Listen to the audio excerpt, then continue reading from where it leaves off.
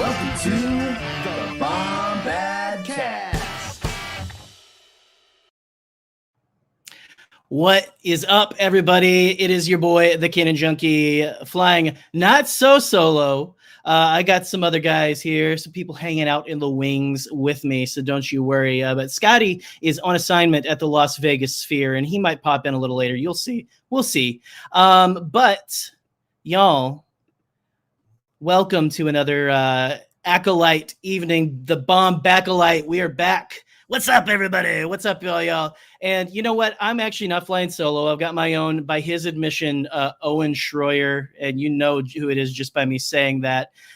This man that no one likes watching anyone push a boulder up a hill more than anyone likes watching Jared push the boulder of trying to beat Scotty at trivia up that hill. God damn it. Here he is. You know him. You love him. Everyone's favorite Sisyphus, Jared the Dark Jedi. What's up, buddy? I mean, listen, Scotty, to quote a wonderful song, Scotty is my twin flame, and I feel the shame when they call me his name. Twin flame. I will bring him to his nays. I read Eli in the chat say Jay, and then that screwed me up. I will bring him to his knees in Japan, and that is a goddamn guarantee. But yeah, I'm excited to be riding shotgun tonight. Yeah. You know, look, we've got your self-proclaimed rival in the, or well, I guess rival. You proclaim him your rival. I in think the we're chat mutually rivals. You know, mutual rivals. We're it's a mutual rival. rivals. You know, I think that okay. like Scotty is my spiritual rival. You know, yeah, like he and I have like a Joker Batman thing going on. Like we complete each other. Like, I don't know what either of us will do after we finally vanquish the other one. Where like Alden is is my rival on a personal level. Like with him, it's Drake and Kendrick. It is, I hate the way that you walk, the way that you talk. I hate the way that you dress. Scotty and I, we're like yin and yang. That's fair enough. Well, speaking of yin to the yang, I know someone who is definitely Scotty's favorite yang, and that is our special guest host for the entirety of the Acolyte, which is sadly coming to, and I don't know, y'all gotta let us know if you want Joe to not leave or something. It's frankly, well, let's bring him in, the one, the only, the beautiful, the wonderful Joe Organa. Joe. Yeah. Hi. Are you? What's up, buddy? You okay? I just miss Scotty so much. I need him. I need his big, strong arms around my body. I'm devastated right now. This is so difficult for me. We're not apart this long ever. Normally, he just keeps me in my cage and locks the door, and I feel a little safer. But he obviously kept me out because we have to help host this show. Right. Well, you have to host the show, and also, I mean, you know, just like he doesn't want anyone like busting out a window again. Sometimes he's left you out here in the car at a Walmart, and he had too many people bust out his windows, and so we're not going to do that anymore. It's hot in there. You got to keep there. If they're hot, if you're hot, they're hot. Is essentially right. That's how it goes. But you can't be quite as hot as Joe Organa. Well, Joe, I'm so glad that you're soldiering through this really well. I am. Thank you so much. I'm being a strong boy for Daddy, and I will continue to do so. Joe does need a sphere performance. That's right. We do. Well, listen, we are even not all alone here tonight. We have just a wonderful, fantastic, very, might I say, dark side attuned guest that is here to help us. I'm not riding solo as someone entrenched in the dark side tonight. No, see, listen, Jared is here because he's one of the Bombad bullpen guys that we pull out every now and then if one of us is away. And so Jared's a good spare co-host waiting in the wings. Oh yeah. But we have pinch hitter. I'm a good pinch hitter. Yeah. That's what I've heard. We have the wonderful, the beautiful, the amazing May, Darkside May. Welcome to the show, May. Hello. Thank you for having me. It's an honor to be here. I'll take my hood off now. Oh, there we go. As I say, you got to come in. Got to hit the Darth Maul drop. Yeah. You know? Yeah. We got it. Oh my God. We got people in the chat going crazy here. Finn, yo, real life Darkside May. in the flesh. All right. Okay. So we have had, and by the way, everyone, just so you know, there could be a Scotty sighting tonight. Not to get Joe too excited. Scotty could pop in to the show tonight at any time. None of us know when or where or how, but it might happen. So just be prepared, okay, everyone. Like money in the bank, he could cash in at any moment. It's exactly.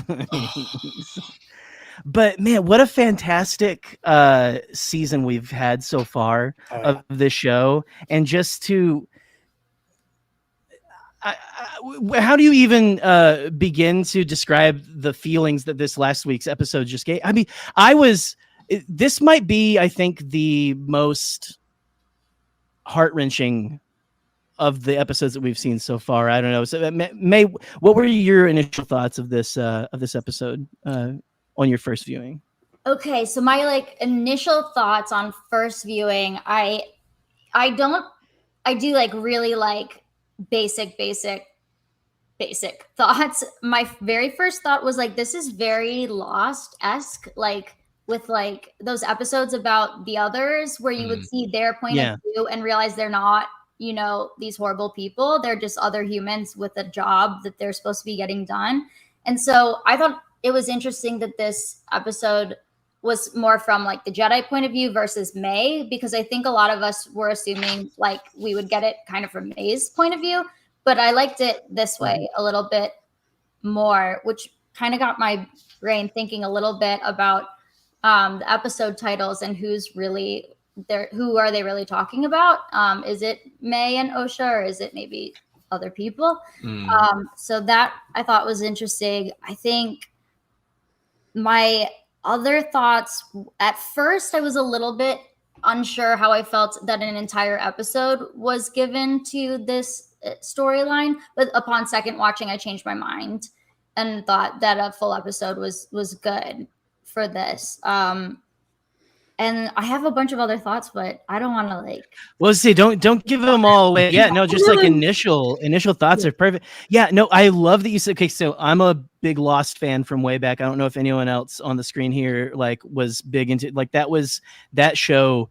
Changed my life as a young person. Yeah, I was the end of high school into college when that came out, and so that was just gospel for me, watching that back then. And you honestly, I didn't think about it till just now. You're absolutely right. It felt very Lost-esque. It felt where you see an episode from the perspective, instead of seeing it from the survivors, you see it from the perspective of the others and stuff. Is what it felt like, one of those. And that was really, really cool analysis there. Joe, what'd you think about this week? What were your thoughts, baby? Funny enough, I was also thinking Lost, specifically when we got the smoke monster. Okay. Yeah, as somebody who's not seen Lost, I was like, wow, this is giving Lost, only because the only thing I know about Lost is smoke monster. Yeah, smoke monster. Zero context, just that there's a smoke monster. We got smoke monster. Oh, smoke monster. No. It was a really informative episode that gave us a lot of answers. And honestly, a lot of the stuff that we learned in this episode was what I was thinking it was. And then there were other things that were definitely not what I was thinking. So it was a mixed bag of things I expected and things that were unexpected. So I liked it a lot. It kept me on my toes and also satisfied the itch I had. Okay. I was just... Your camera paused there for a second, so I couldn't see when you stopped. So we just stopped at itch, and I was like, all right, I was riveted. I was absolutely riveted. Yeah, satisfied that itch, man. Absolutely. Well, Jared, the Dark Jedi, what were your initial thoughts coming out of the episode? I very unabashedly kind of started out on episode 3, kind of the sister episode to this one, no pun intended. With the stance of, I watched the episode and took it at face value, very, very immediately, credits rolled, and I was like, yes, see, clearly Jedi, the Jedi didn't fuck up that bad. They were a little forceful when they interrupted the ceremony, but it wasn't that bad. And then immediately I'm like, you're putting yourself. You're doing this because you want the Jedi to be exonerated because the Jedi doing the right thing means so much to me as a fan. That when I come around to this side of the episode, I think a lot of us, because we know what the fallout from this episode is. We know that it is Kelnaka exiling himself. We know that it is Torben being so guilt-ridden that it makes him take his own life.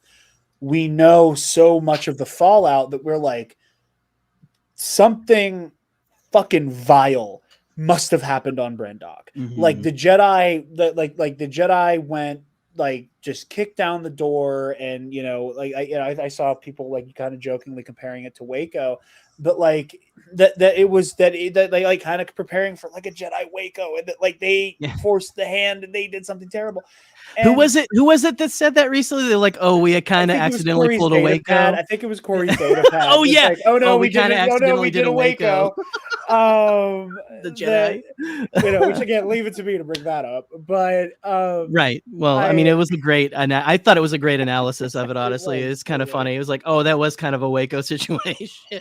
But so you go in and you're like, okay, like somebody is gonna shit the bed here, or everybody, or whatever was gonna happen, and we come away, and I was left feeling so many complicated emotions, because the things that we as fans in the lead up to this were indicting the Jedi for, that we thought they did wrong, were all things they were in the right for in retrospect. They did not go to Brendok to, strong arm this independent Force faith into falling in line with Republic doctrine or Jedi doctrine. They were like, hey, it's weird that this planet got devastated during the Legacy Run disaster, and it's like literally like teeming and blooming with life. Like, that's weird. Let's investigate this, because there's probably a Force phenomena associated with that. So on that scope alone, we're like, oh, that wasn't your goal, was to come fuck with these witches. So they're kind of cleared on that. We go into the show and we're getting this vibe from Indara that she has, that we as a collective kind of like put the same stink on Indara that we as fans had put on Mace Windu for so long. I say we. I have never had anything nice things to say about Mace, but like as a fandom culture, that there has always been this like, oh, he's this rigid asshole and he's so mean and all these things. So we putting that devil on Indara. She's the only one here doing her goddamn job. She's the only one with her head screwed on straight. Oh, all of things. Hold on one sec. Because there's someone who just popped in that we probably need to get in as soon as we possibly can. All the way from the Las Vegas sphere, ladies and gentlemen, Scotty J-Ro is here. What's up, Sphere, Scotty? Making friends right here. What's going on, boys? Whoa, look at that. No way. Woo! We're at the Las Vegas sphere. I've got a couple of things in my sock, so hopefully we'll have a good time tonight. But anyway, I was to say, we've got a couple of tickets, right, to the Las Vegas sphere. That's right. Yeah. Super excited, y'all. Hope we're doing okay. I'll give my brief review of this episode. Absolutely excellent. The takes about the Jedi I've seen on social media are terrible. They were simply trying to do their best job, and they fucked up. And everyone is most people are good at their jobs. Some days are not good. But anyway, I got even the best people at their jobs have a bad day. Absolutely. Yeah. So this was just a monumental fucked up day. It wasn't a jab. It wasn't a jab. All Jedis are bastards. It wasn't that. It clearly wasn't that. I love you all. May, I'm so glad to see you here. You look amazing. Joe, how's the house been? Hope it's been okay. It's doing okay, Daddy. I love you. I love you so much. Jared, you look great. And Jerry, you look even better. I'm going to go in and I'll report once I'm inside. Y'all have a great discussion. Thank you, chat. I love you all. I'll talk to you soon. Stay bombad. Stay bombad. All right. Bye, Scotty. Oh, we got people asking how many things are in your sock. Oh, my goodness. Oh, good. Later, buddy. Okay. Continue your thoughts. It was really fascinating to get to the end of this episode and realized that the ways that the Jedi on Brendok failed, that the things that they did not succeed at, that the ways that they fucked up royally were way more human and so much more good faith, and are so much more rooted in a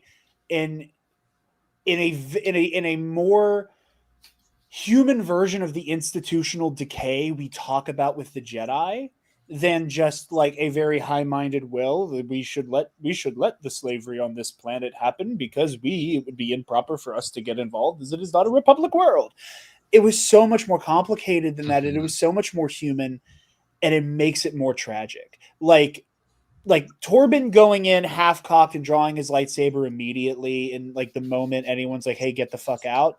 That is that is, I think, what a lot of us expected. Something like that. Something that the Jedi are going to be the aggressor. Someone is going to come in way too hot. And that's kind of what happens, but not quite. It is so much more human and so much more relatable than that. And I think that's what makes it so tragic, especially when we see that like somebody like Soul, who, again, we've gotten to experience him as a Jedi Master. We've gotten to experience this wizened man who is entrusted with, like, you know, having that Yoda, that room full of kids around him, training them kind of job. And, you know, we see him just be very selfish and very myopic in the way that he centers himself at every issue. And it's fascinating. It's just so much more clever than we could have imagined. And, you know, there are no heroes and villains in this episode. You know, that is like, although I guess certain publications want you to think that this somehow means that the Jedi are like part of human trafficking or something, which I need a fucking drink for that one. But yeah, I mean, you know, it's whenever I think of the Jedi, I don't necessarily think of them as a symbolism for, I mean, they're symbolism for an institution, absolutely, that should be a good institution, but ultimately fails, right? But when you break it down to the human level, you know, it's just these people who truly want to do good, but who are ultimately, like, you know, George always said that Jedi aren't superheroes. They're real people and things like that. And they make mistakes. And we just haven't, I will say, I don't think that we've seen Jedi make this level of mistake aside from maybe some of the mistakes with Anakin, you know, and that is like, that was like Palpatine's fingers all up and everything. This is like 100% Jedi, just kind of like bobbing when they should have weaved. And yes, May, were you saying something? Yeah, I have something about why I think they made these choices and these mistakes. Firstly, also, I want to go back to what Jared said about the humanness. Like, that was the very like first sentence that I wrote in my notes. And that's like what makes it so tragic. Like, I don't know if anybody watches House of the Dragon, but like how everything happened because of a misunderstanding. And we're seeing that again, kind of. It makes it so heart-wrenching because it's just like it could have all just like worked out fine. It could have been okay. And it's all these choices, and there's choices on every level, on the witch's side and their choices, and mostly on the Jedi side. And I also really like the way that they kind of played off against this idea of desire and want, and how Torben wants to get home. And then later Anastasia's in his head and is like, what do you want? But then later we see Soul telling Osha, what do you want? You have to say what you have to be brave enough to say what you want, and then brave enough to tell the truth, which is like, we're seeing it on both sides. And like, as a dark sider, I love this episode because I like seeing the Jedis make mistakes. I like seeing them be human. I like seeing them like in this darker, especially like, I know people are saying like, Indara, like, I'm sorry I ever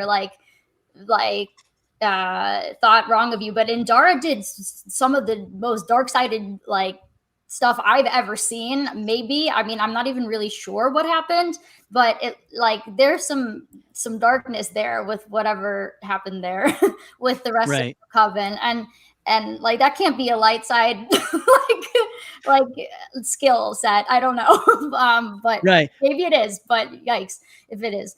So I really liked this kind of graying of everything, and how I really want to get into like one of my like big themes, but I'll wait a little bit on that. But so I really liked I liked seeing them mess up. But the other thing was I kind of expected the mistakes to be bigger, and maybe it isn't a good thing that they weren't so huge, these mistakes, and they just kind of played and spiraled off of each other.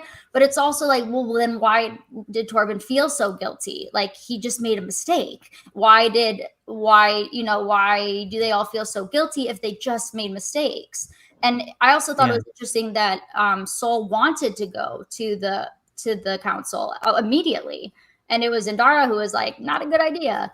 And so you're gonna fuck everything up for this kid that you fucked everything up for. And I thought that was a really interesting way of kind of getting him not to after everything. He was at first like, hey, don't go to the council and just check out what I've got going on over here. Like, so it was an interesting kind of like turn of events, because I think she just got in like so deep, and it was Torben then later too stopping her from like trying to fight Saul. So I thought that the who's light, who's dark, when and why and how and where was like really interesting. I really like that.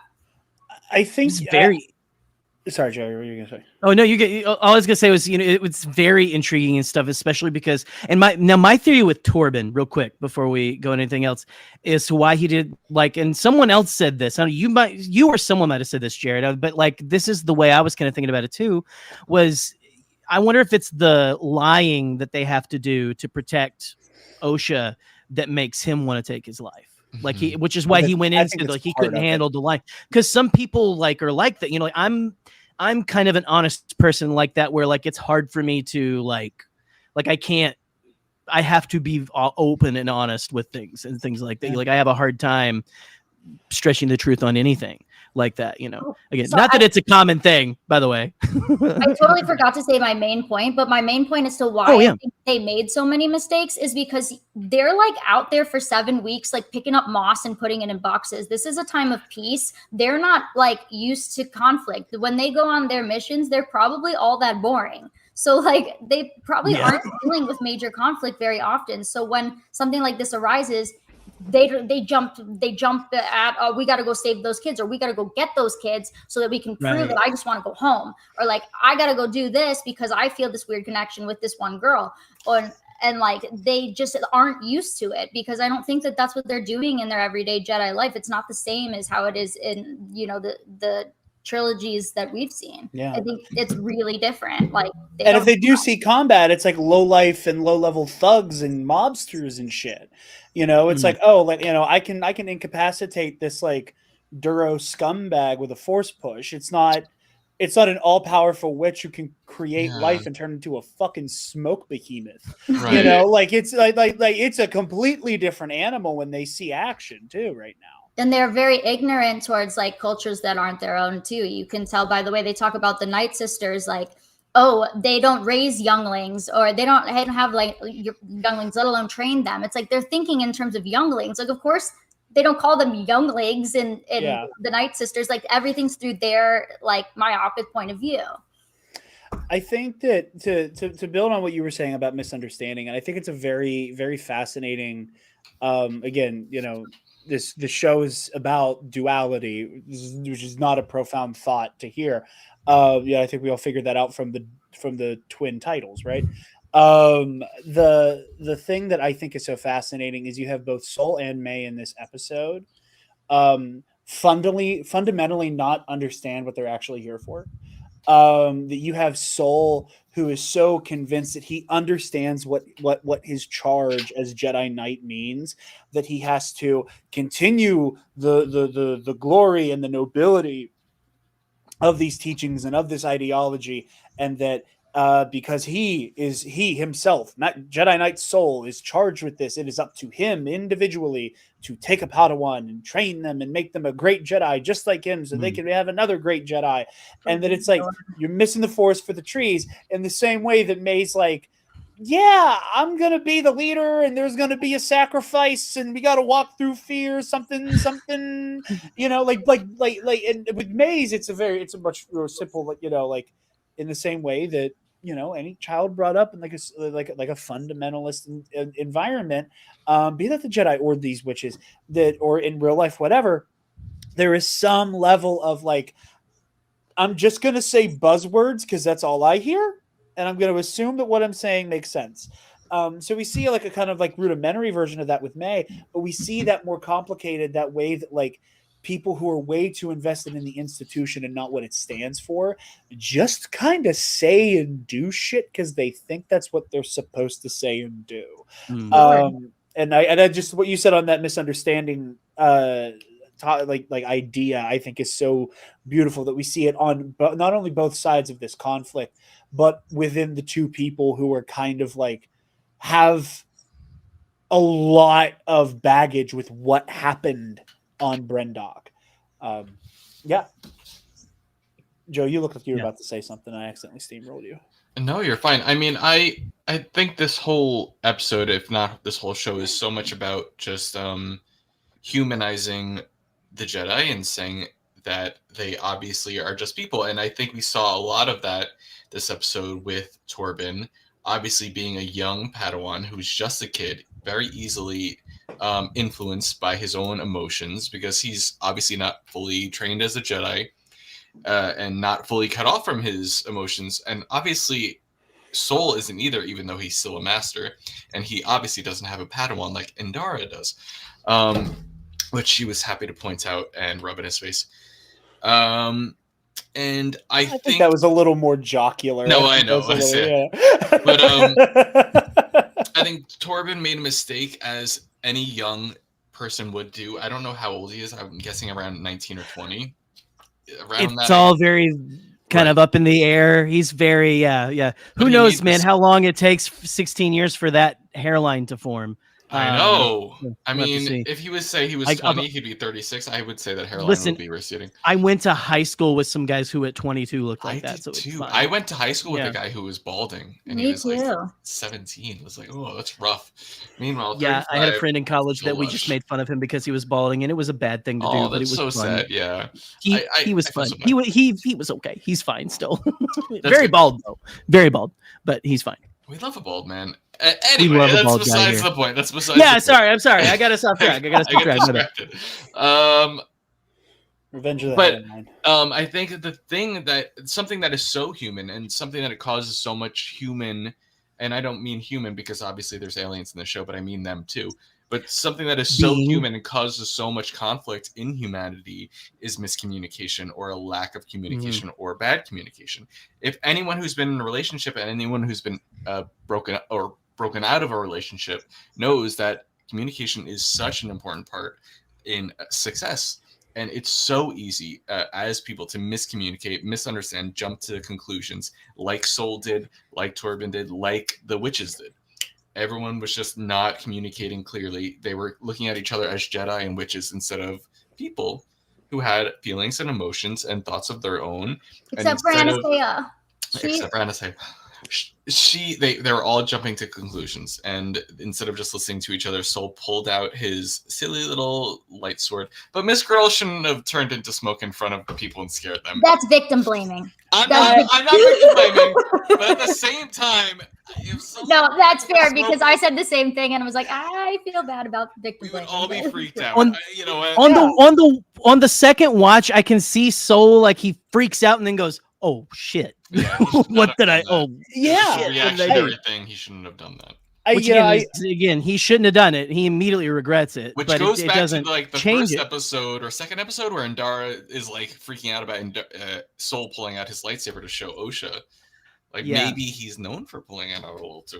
At one point, she said to him that you used to be. It's in my notes. She said, she said word for word, which I missed but she said to him, you were disturbed. After he says that her Padawan was disturbed and unbalanced, she says you were disturbed. Yeah, absolutely. I mean, I think that the killing of Mother Anastasia is going to be Like it is such a fascinating moment. You know, I made this joke when I was doing like my little like after show live stream. You know, my girlfriend and I love to like watch the dribble that is Law and Order SVU. And it's just such a fun like turn your brain off and have a good time watch, and I love it. It's insane and I love it. You gotta have that. But like to use that like cop show lingo for a moment, like I don't think you can say that it was a bad shoot. You know, like I don't know how else you can react to like this terrifying like face contorting like smoke monster appearing in front of you while the child in front of you starts to like Thanos disappear in front of you as dematerialize well. Yeah. Like it's one of those situations where like I like again as somebody who like who loves the Jedi and loves to critique them as an institution because I want to see the Jedi at their best, like fundamentally, like it means so much to me that it's like, and this is why we have to hold the Jedi to account when we're talking about the text. That like I can't with a straight face tell you that I think Soul acted out of line. Like obviously he was wrong. Obviously she was teleporting. You know, she was trying to teleport both of them out of there. And again, with that myopic Jedi view, I am sure that the very idea of teleporting with the power of the Force has never crossed his mind as a thing you can fucking do. I don't know. I kind of disagree. You know? I reacting with violence as a Jedi when you're just confused is not the right... Sure, pulling it out and maybe even lighting it is one thing, but then sticking it directly into where she was... I was quite surprised when he stabbed. Actually, I'll admit I was quite. That took me back. It is shocking. I think I think the justification there, and again, it is all about motivation and things like that. He sees what he thinks is Osha being like again dematerialized. You know, Mr. Stark, I don't feel so good style. And I think that part of his brain is like, oh, she's killing the kid, and like, and again, it's sort of the situations where it's like, you know, you're motivated by the fact that you think this is the kid that you want to trade, actually. So, like, would you have done the same thing with May? You clearly made it. You made an in the moment decision with May's life later on. You know, like again, it's all very complicated and very human, and nowhere near as black and white as I think we speculated it would be. What I thought was interesting too was after all of that, whenever Mother Coral comes after him, he turns that thing off and refuses to pull it out because he's like, especially after when she's dying, she's not even like, it doesn't even seem like she's mad at him. She's just like, I was gonna let her go with you. Yeah, she wants you. Just like the tragedy of that, and just like and again, he knows he fucked up really bad. He fucked up really. I also feel like a lot of that decision was preceded by several poor decisions by Soul specifically, because Torben is a kid. He's a Padawan. He had emotions that he was not fully in control of. That's semi more forgivable. But Soul jumped at the opportunity, and he was I think he was excited that Torben was on that speeder bike going. He was like, "Oh, let's fucking do this." His job was get Torben the fuck out of there. And the moment they got there, he said, "Okay." He's like, so this is how I climbed the wall the first time. Yeah. Literally. I love Soul is the biggest L of the episode. Yeah. You can tell. Also, it feels like he has spent his life since then really working on himself, but it is such a huge L in here that is just it's I also, by the way, I love when they're at the bottom of the wall and he's like, listen, you can't get fucked up on me, okay? Like if we go in there and then Torben just goes yep. No, we're fine.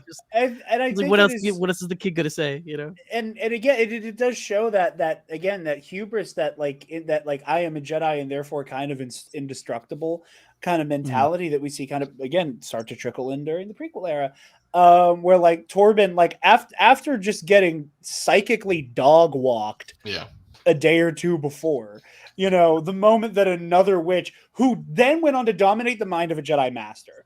So like, let's just put one thing out there: if she wanted to possess Torben, She could have. She wanted the fucking Wookiee. Yeah. But the way that Torben is just like, my mind is fortified. Like, it's like, honey, you're punching above your weight class, kid. Like, this is not gonna pan out for you. I think if you want to talk about one person who did nothing wrong, it was Kelnaka. What a king! Yeah, he did nothing wrong. Nothing wrong. Yeah, no. Homie was just flying the ship. Homie was just flying the ship, and then when it went belly up, he was like, I gotta pick these assholes up, and then he got mind dominated by Coral, and then had to run a fade on his friends. Even Indara underestimated them. She literally said, it's 50 women. And I was like, excuse you, you're a woman. Oh my God. Yeah. When Torben was like, there's something up with these women, or there's something. Oh, that was. I was like, he's been watching too much. Too much Star Wars Theory or so. Right. He's been on. That's exactly what I thought. I was like, I felt like that was intentional, calling out these like really sexist, awful. No, it was totally intentional. It was definitely. Yeah, absolutely. Love that. And you underestimate the power. Yeah, absolutely. Mm-hmm. And I don't know, like this. So. Yeah, it was just Woodsy. I don't know if what's going on with Woodsy here. Woodsy God, no, Woodsy, not Steven Crowder. Listen, Torben may have fucked up, but I don't think he's a fan of Cold Feet Crowder. I don't think he's a fan of Cold Feet Crowder. At worst, I think he's a Mr. Beast fan. Okay. But so he's like, anyway. I don't know what I was going to say. It's crazy. I don't even know if comedy of errors is the right way to say it, but it is just like it's like so many. The Jedi made the most mistakes, but there were also like things that like Mother Coral, the way she was like riling May up, I felt was absolutely. I was like, as a parent, I was like, I mean, all right, come on, you're getting her up to like fight, to rile people up to fight, and stuff like that. Lock everybody inside the building, no matter what. It was. I mean, Which is Coral is very heavily at fault. She was also the first to draw a weapon. Like she wanted to fight. She wanted to blood. Fight. And again, I think that's what is so fascinating. And again, it is the very human. You did the wrong thing, but I get how we got here, kind of thing, where it's like, again, and I think there's been a lot of, I think there's been a lot of like, I don't want to use like a really too punchy word. I think there's been a lot of, coddling. I would say coddling, but I think there's been a lot of like, oh, there's no way the witches did a single thing wrong. They're perfectly in the right. I think there's been a lot because especially with a lot of people who are like even remotely socially conscious, have a tendency to go, here is this group of underrepresented people who are kind of on the fringe and are kind of, downtrodden. And here comes this big bad institution that there is a reasonable level of, I'm sure the institution is the one that fucked up, which in the real world, 9 times out of 10 is right. And it holds weight here. It is the witches were cast out. They were chased off. Again, there you want to ask the question of, why did that happen? What were you doing? It might have something to do with what we don't know. Bullshit, which is what we don't know. So I'm sure they come by that.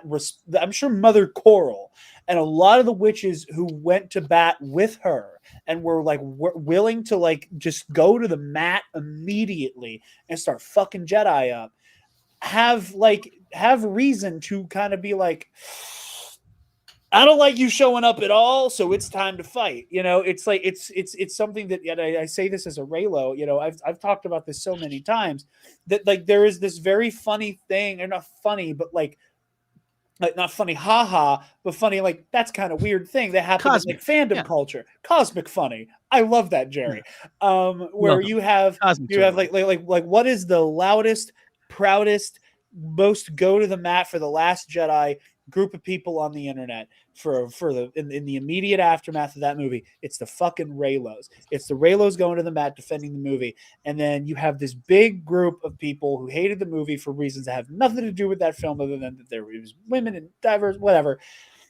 So you end up with a subsect of the fandom that is that kind of in its own way gets like foxed into a corner, and then you end up with, and again, I don't even think this is like even remotely most Raylos or anything like that. I am a Raylo myself, but you have like the reputation develop of like the quote unquote radical Raylo, you know, that like that becomes this like trope on the internet of like, oh, these Raylos lose their fucking minds and like harassing people. And sure, it's a thing that's happened, but like you develop this identity where you have these people on the internet who are like so ready to like, oh, like just like bare knuckle brawl it out over anything to do with that ship, to a degree where it gets a little toxic and a little weird, and you get weird shit about the Rise of Skywalker and all that.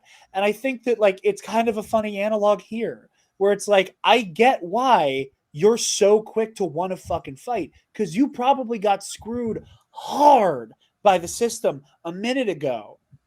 But right now is not the time. Right now is not the time to send this kid off to battle. You know, at that point, again, oh, like deranged monks. That's how Coral, you know, takes the wind out of the sails of the Jedi, right? Like, you know, deranged monks, child soldiers. What the fuck did you just do with May then? You know, it is that very fascinating way where like you put you take somebody and you put them in the pressure cooker of having to fight an institution. You kind of drive them crazy, and then you act surprised when they lash out at the first sign of provocation. It's again, it just makes all of this so complicated and so sympathetic. I don't think it was surprising that she lashed out. I think she's dark-sided. I think that there's more from Coral coming. There's more. I don't know. That's my opinion. I honestly, I'm kind of with you a little bit, because especially with how hard they pushed, with how hard she pushed in this episode and everything. She has a lot of like rage and stuff of like, you know, like, again, accessing that kind of, and I don't necessarily know if she's going to be we know there's what's the actor's name that we haven't seen yet, who everyone is thinking is going to be the master, the dude or something. I can't remember his name, but it could be her or whatever, or what, you know, like, I don't know. I'm with you that I think that there is a little more to, and we don't really know what happened to her still after everything's been done. We don't know. And I think that's really interesting, because like on one hand, part of me is very fascinated by the fact that and I think it also speaks volumes about how powerful Coral is. The fact that we don't have like a confirmed death for her, that the combined might of her and the rest of the witches are helping her dominate Kelnaka, and that Indara kind of like flushing them out of her mind caused such strain, very Luke in The Last Jedi, where he just like overextended himself knowing what would happen, that like that Indara kind of pulls the plug on that so hard that it just shuts them off. Which again, that's another layer of the tragedy. I think. Do we think that they died? Like apparently that's what Leslie Headland said. Apparently that's what Leslie Headland said, is that it was Leslie that like they straight up died when she pulled the plug. They died. It's what it says on when you read it, when it's for like one of my friends is blind, and on Twitter he said that it like described it that they fell into a lifeless mound. Like that's dead. Yeah. I mean, that's like lifeless mound is not how I like to be described at any point in my life. Which I'm sure a couple people have told. I'm sure they asked my ex-wife. You know what I'm saying? I'm just kidding. I'm joking. No, but desk at work, lifeless mound. I mean, that's how I feel at work usually. So yeah. But yeah, like, and I think that's another interesting wrinkle that I haven't seen people talk about, is that I would love to see the version of this, or maybe just ask Leslie Headland, did Indara know that she was weighing Kelnaka's life against the lives of 50 others? I bet she didn't. Because I don't think she would have made that choice. Right. I truly think that if all three of those Jedi, when it is Kelnaka's life for 50 other people, they would have made the hard decision to just to try to just like incapacitate Kelnaka.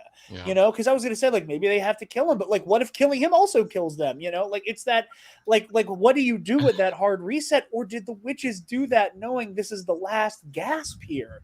Like, and that is also they underestimated too. You know, it's just, it's so visceral and upsetting that, like, you know, like, maybe the witches went into this with that, very, and again, I know calling them a cult comes with a lot of baggage, and I don't want to undercut them. What is a cult other than a group of friends with a shared interest, like us? What are we but a cult? The cult of Bombad, with our Lord and Savior Rick McCallum. But there's this idea that it's like I've always had in my mind since the 3rd episode, that I was like, what if the witches went into this knowing it was a wrap?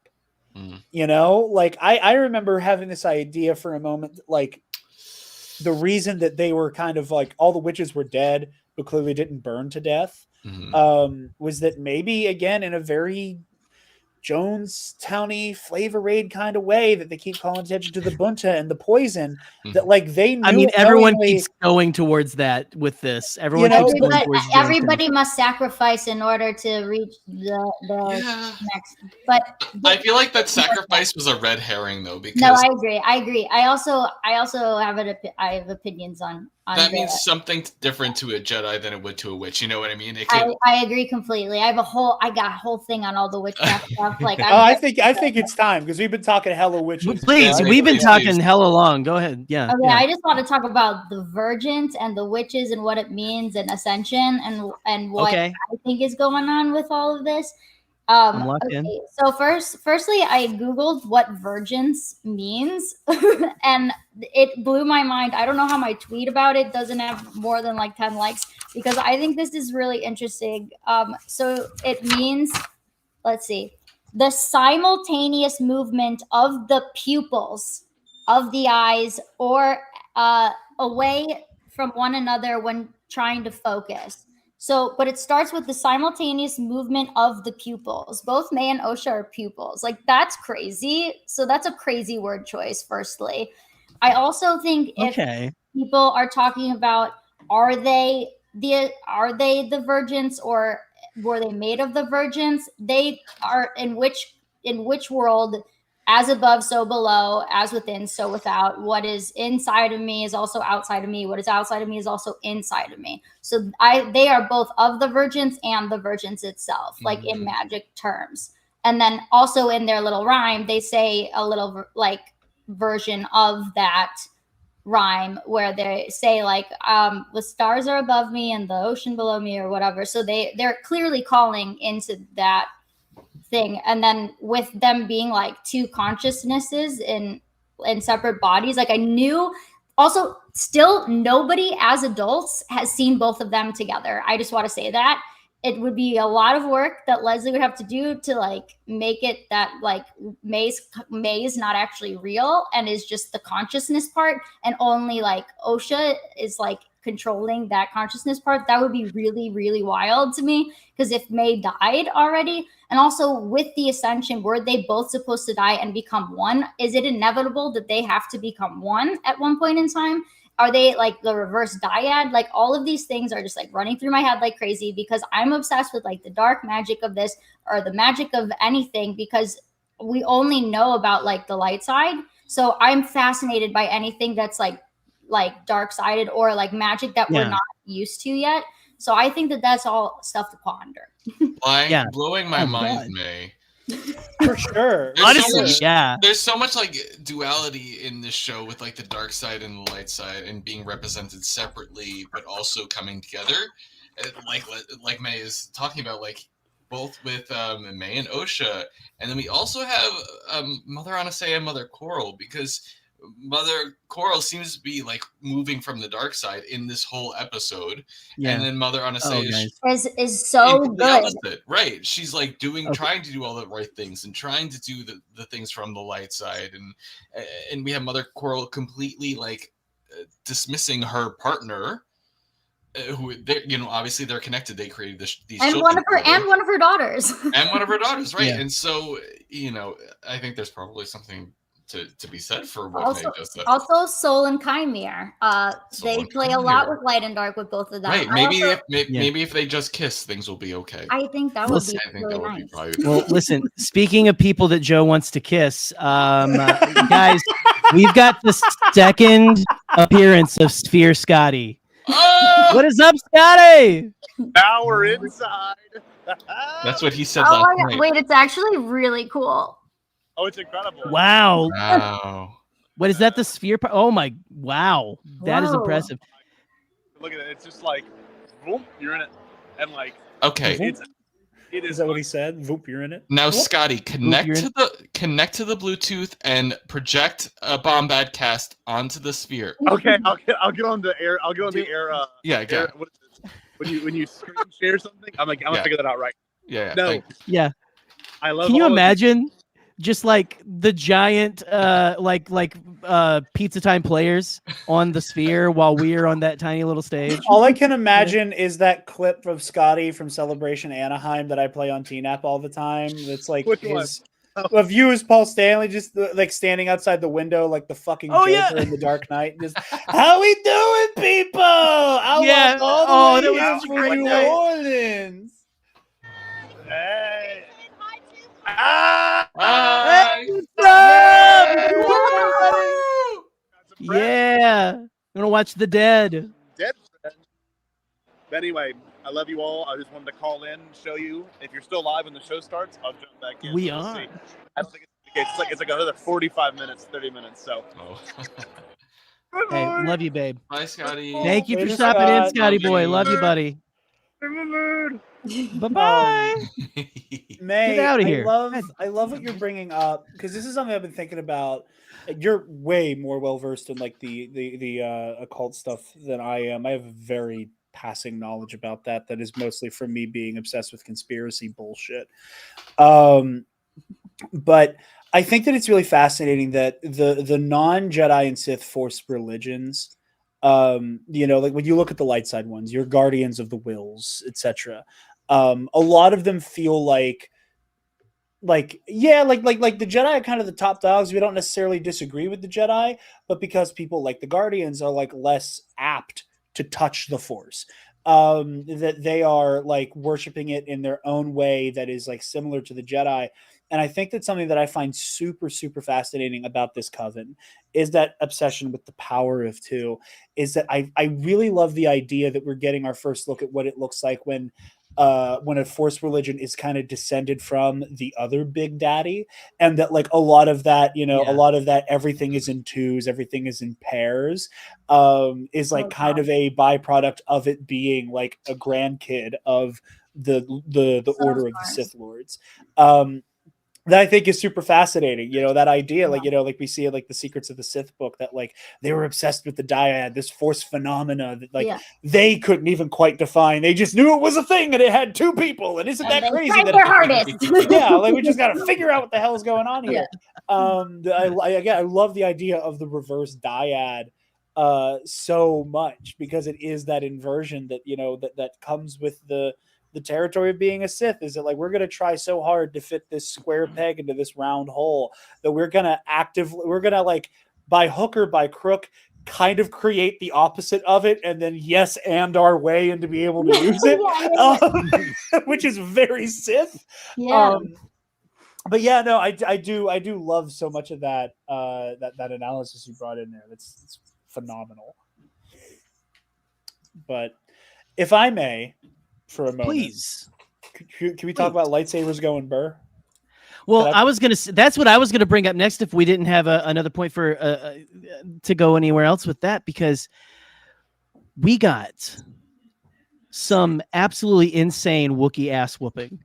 Like I don't think we like the Wookiees can throw down, but just watching, oh man, it was brilliant. So my gush is just that, man, whenever you hear her kind of go off and do the Ghostbusters, like, the choose a form kind of thing, choose the form of the Destructor. And they're like, Torben's like, it's not me. My mind is fortified. Just when you get the silhouette of Kelnaka, and you just know it's about to go down, man. I was like the gif of that guy coming out from behind the tree like this. Like, here we go, buddy. I love Soul's, because I really thought we were going to get Andor shit. I really was going to be like, he said shit. The most human real moment of just a Jedi Knight just going, Oh fuck. We are. Oh no. I had to watch with this. It's not in the subtitles. It's just him going shh. Yeah. You got to think. In my head canon is he's going shit. Yeah. Oh yeah. Yeah. Like I don't know how to fight this guy. I'm doing requests right now because May said she wanted Kelnaka lightsaber form analysis, and Eli brought up a good point where he was like, it's hard to say because Kelnaka is being piloted by Mother Coral. Which is also really interesting because what if she's that talented as a dark side or Sith? Maybe. Yeah. Now I think there's two routes to go with this. That we are watching Coral pilot a Wookiee body with a weapon that she has presumably never used herself, tapping into powers that are kind of above her pay grade. Just in terms of this is a Jedi Master who is like, again, has that institutional training, different skill sets, that are a little bit more applicable. How much can they access of his mind as well? And that's in there, and that is where I am willing to, in the same way. And I do, because the dark side just it invades. Like, see what they took from Torben's mind. Let's apply that. Yeah, exactly. Right, but how much Mother Anasay is able to divine from being in his head. And, slight plug, $5 tier on the Night Academy podcast Patreon. You get our Versus series where I do a lot of this. I love using Rey. Because we recently did Last Jedi Rey versus Empire Strikes Back Luke. And we were talking about like the very fascinating way that through their bond in the Force and through the dyad, Rey is able to emulate Kylo Ren's fighting style. And that it's very funny that she is putting her own kind of like it's the difference between like learning a dance and having like mastered the choreography a month later, right? Where it's like, I know these moves work, and it's like almost an inherited muscle memory that you don't quite understand the movements, but you have a general idea for it. And I'm willing to suggest that what we're seeing from Kelnaka on Brendok while he's being piloted by Coral is kind of a rudimentary version of how Kelnaka would fight of his own volition. And that brings me all the way. And it's kind of the low-hanging fruit of it is that this is Form 5 Gemso written all over it. And I allude to that form in the thread about the Stranger, where it's this very counter-offensive, strength-based fighting style where you're putting your whole body weight behind your strikes, with the idea being, the best defense is a capable offense. Is that, you're not so much blocking as you are actively just attacking the attack to then wail on the other guy. And when you have a brick shithouse like a fucking Wookiee, it's kind of the obvious martial art to study. You play to your strengths, right. That's why, Yoda's doing flips and tricks and stuff. And, because he studies Ataru Form 4, which is what I also think Soul uses. We'll talk about that in a minute. But the way you see Kelnaka just throwing his full body weight behind every blow, I think that is a dead ringer for Form 5. And if I have one tiny gripe, is I just wish I got to see Kelnaka fight of his own volition, because I wanted to use him in the Versus series so badly. I wanted to do Kelnaka versus Savage Opress or Kelnaka versus the Ninth Sister so badly, and we just barely don't have enough game tape on him to do that just yet, and I can't wait for this fucking Kevin Scott comic to build on that a little bit more. But yeah, again, it's all the counter offensives, and again, with somebody at Kelnaka's level, like the sheer sure-footedness in the Force to be able to just shit whip Torben and Soul the way he does, with just a Force push that, again, barely any effort behind it, throws them across the room, I think is really impressive. What were you gonna say? I just have a question. Okay, so if he fights similarly to Kamir the Stranger, could it be that Kamir was trained by somebody that fought that way, aka maybe Mother Coral? So that's a really good question. I don't think I spoke very clearly on that. So there are two variations of Form 5. The one that I attributed to Chimere is the other one, Okay. Which is kind of like the Ahsoka style, with like the kind of geared towards blaster deflection, with like the reverse grip and all of that stuff, and in the very, movie groovy kind of way that like he has a similar physicality to Ahsoka. Where Kelnaka is more like Anakin Vader, where it is like, I'm going to put my entire back into shattering your guard. Right. And just knocking your blade away, and your back, and just batting your blade away as much as I can. Okay. With Soul, what I thought, and I was not expecting him trying to tackle Kelnaka and him getting his ass beat by Coral to be the moment I could pin down, this is Soul's fighting style. But that's how the cards were dealt. I think Soul is a Form 4 practitioner. Ataru, it's Obi-Wan's kind of preferred style in the Phantom Menace. It's kind of like the stock standard of the Order at large. A lot of acrobatics, a lot of hand-to-hand combat. Form 4 is kind of like, its bread and butter is high-flying acrobatics and using your entire body. That jump over the saber was so sick. Exactly. That was the money shot. Everyone I saw like posting whenever they like, probably before they even should probably post it. Just like that when he's the way, because you barely even see him turn his saber off when he's up there too. To kind of like keep from cutting his own legs off. And it shows in the way that like Soul, in my opinion, when he doing the whole I'm not gonna unsheath my sword, he has a much better performance against May hand to hand than Indara does. And I think that kind of betrays that Form 4 where it's like, because like I've been training to use my body as the entire weapon and not just the sword. Again, with a lot of the acrobatics, and the fact that, Form 4, its biggest crux is that it doesn't really have defense baked into it. It has evasion baked into it. It has using those acrobatics to kind of sub out for having to go on the defensive. It's why Form 3, which is the style Obi-Wan masters by the point of Revenge of the Sith, where he is like, where Mace Windu in the Revenge of the Sith novelization says, you're not a master of Sarisu, you are the master of Form 3 Sarisu, which is completely baked around defensive posturing and moving on the defensive and being able to go onto your back foot, but still in a proactive way. And Soul has the iconic issue of, I'm really good at Ataru, which means when I'm winning, I'm doing great. And when the other guy is turning on the pressure, I'm getting fucking rocked. And we see that with his fight with Kymir, is that Soul is kind of floundering the whole time because he's going toe-to-toe with somebody who can just straight up out-fence him. And we see that here where like he's doing a great job in those hand-to-hand moments. And obviously, like, philosophically, emotionally, he loses some of his fight after he realizes he accidentally murdered, or not accidentally, but stepped on the rake of murdering Anastasia. That, he kind of loses his fight, but there's still some of that, very good hand-to-hand thing. And he's capable enough to hold his own, just putting his dukes up against a Wookiee, which... Man, not many people can say they've pulled that off, is being able to sucker punch a Wookiee.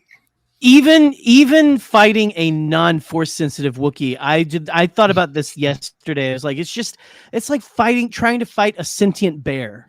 It's like, can you imagine like a grizzly bear with human intelligence, just like wanting to fight you? Yeah, like, now it's factor insane. In this bear also knows martial arts. This bear is also a black belt. This bear can enter your mind.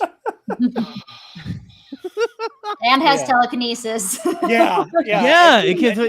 bear can rock your shit without even touching you. I love when a bear can enter your mind. Yeah. I bet you do. Love you too, Joe. But yeah, and I mean, it's also impressive. Like, look at how, like, again, like, he's a fucking Wookiee. It goes without saying, but like, he barely puts any force behind that kick that puts a hole through a brick wall. That was insane. He wasn't even trying, and just puts a crater in a brick wall.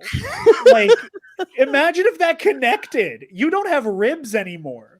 No, yeah, you have a powder.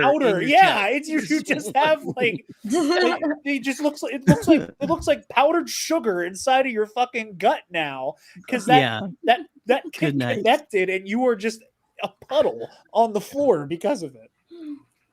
Well, yeah, that's my lightsaber forms. And then Master Andara comes in and takes down Kalnaka real fast. Yeah. Oh man, just like gives him the gives him the one too. Yeah. Okay, well, so what are some moments for you guys? Well, Joe, May, what are some moments that really like stuck out to you about that fight?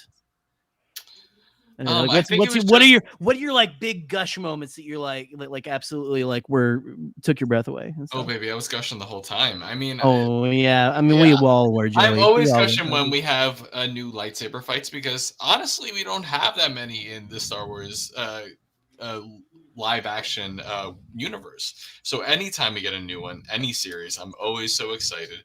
And to see a Wookiee with a lightsaber, and when he had Torben up against the wall and they have their lightsabers are just battling for supremacy. That part, and Torben's face is all fucked up. I was like, oh, this is so hot. Well, like just like the fact that he's like, because you're thinking like, oh my god, like what's gonna happen, and he's going but it's from the force probably of like holding back his saber. It was and everything, and the fact that Torben was even able to hold back his lightsaber against Kalnaka is a wonder. And that was very impressive.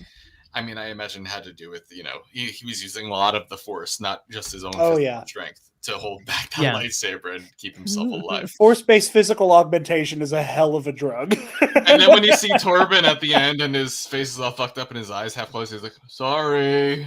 That was and then Dar's like, "We're going home," and he's like, "Yeah." And Dar's like, "I'm not even fucking with you." Hey, get over there. Get in the corner. Great. Go in the corner and don't bleed on the walls, you fucking failure of a power. She was not having it. She's I'm done with all of you. Well, May, what were the big moments that really kind of like stood out for you in the fight? Well, so I guess I thought, and probably a lot of other people thought, that we weren't really going to get to see the Wookiee like fight, and so this I thought was ingenious. Like the best way to get to see a Wookiee fight would be to watch him fight other lightsabers, but how would we get that at this point? So I thought it was so clever and so smart to have him possessed and fight his own people, so that we got to see him fight in a lightsaber duel, which we wouldn't have had otherwise. So I was just like, thought that writing was like a really good choice, because it wouldn't be as fun if it wasn't just like lightsaber on lightsaber. So that was my big like, oh, so cool they thought of that.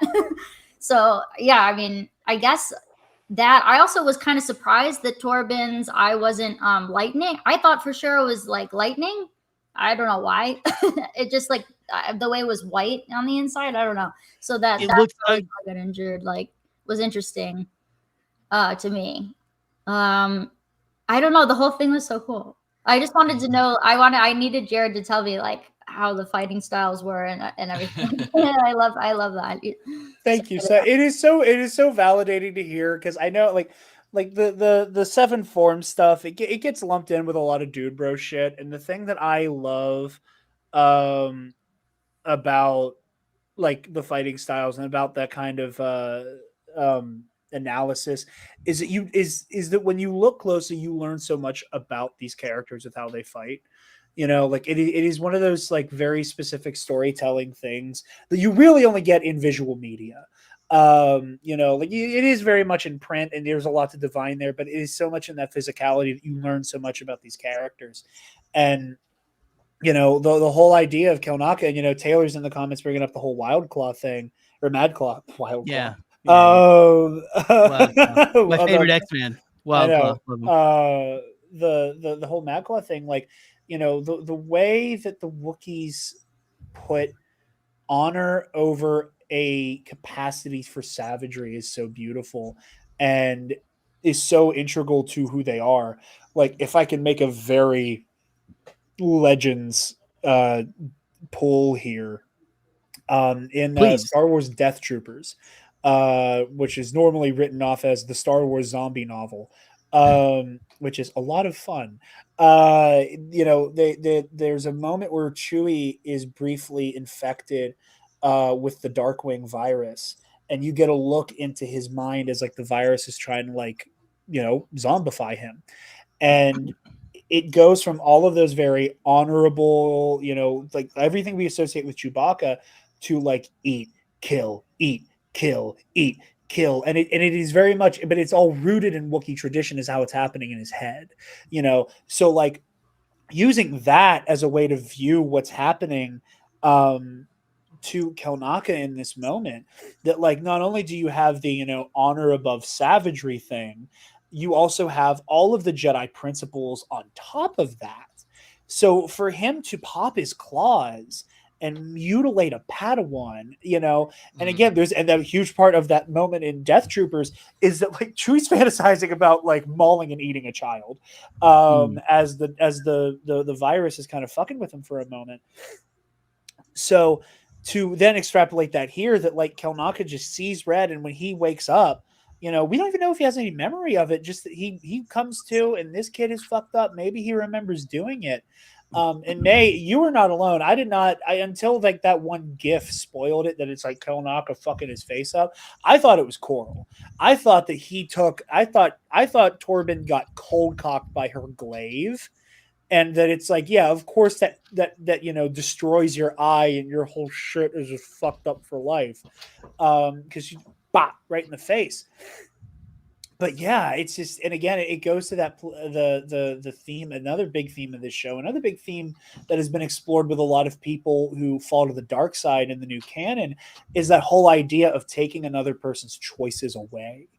Like. In this, obviously the episode is called choice, the inverse of destiny, that everybody at some point in this episode makes a choice on behalf of another person, more often than not with their heart in the right place, and here we have the very much not in the heart in the right place camp of Coral, preying on the knowledge that the Jedi are not going to want to strike down one of their own, preying on the fact that you have again this brick shit house of a Wookiee Jedi master, that is this insurmountable terror. Again, in this big moment, like his choices are taken away, and he does something that is deeply shameful in his culture, and that he has to live with that. And again, like Taylor was saying in the comments, like this idea that she made him do that, and now he doesn't know what to do with it. And that it's and again, it's so beautifully setting up why is everybody the way they are in the present day. Well, Kelnaka still can't get over the fact that he let these witches dominate his mind and break a fundamental rule of his people. It is so beautiful and so tragic, and fuck, I love Star Wars. Yeah, same. Hard same. Let me see here. I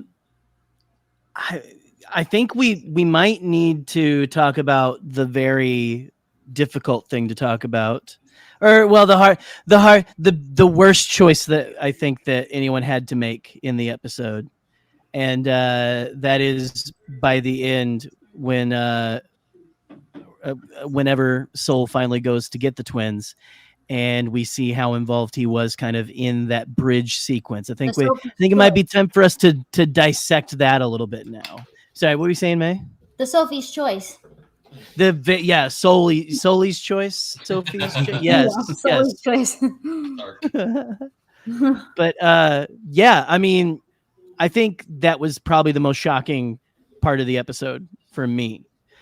Just seeing how involved he was with that, and just kind of just kind of dissecting what's going on inside of his head when he's thinking about that. Because there's been a lot of strong emotions about this episode, but especially about that moment and everything. And anyway, I'm just interested to hear kind of what our thoughts are on that. And so I'm going to go ahead. I'm going to ask Joe to go ahead and give us so what is your interpretation of,